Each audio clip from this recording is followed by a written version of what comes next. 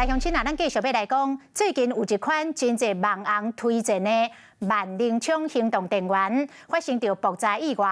有民众来发文章，讲日前这款行动电源伫咧充电时阵常常来爆炸，害伊身躯本来所在烧烫伤。业者讲，即卖等咧等调试的分析报告。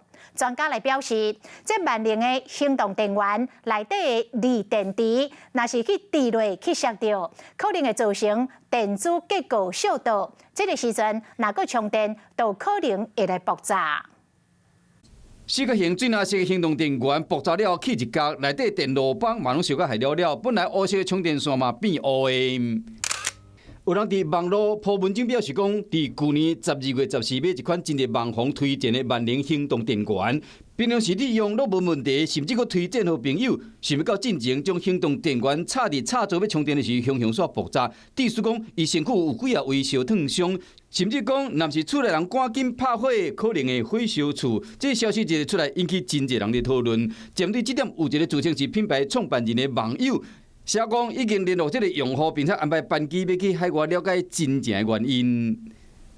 自己在使用当中很容易摔到地上，那摔在地上的话就很容易造成那个情形。它基板上面的吸冷焊的已经断掉了，那继续用嘛，才有可能造成这情形。因为要拿一个新的行动电源，没有摔过的，造成那个情形还蛮难的呢。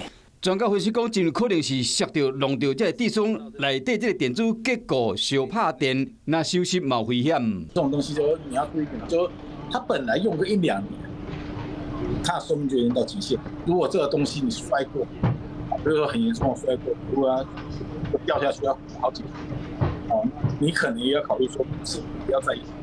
万能行动电源慢慢代替一般的行动电源，因为这有这个荧幕会通看有偌济电量，也有各种充电线。除了电池量较大、较轻，支援5种充电方式，还有插头甲切割机啊。因为又来提醒消费者使用电器一定要细致。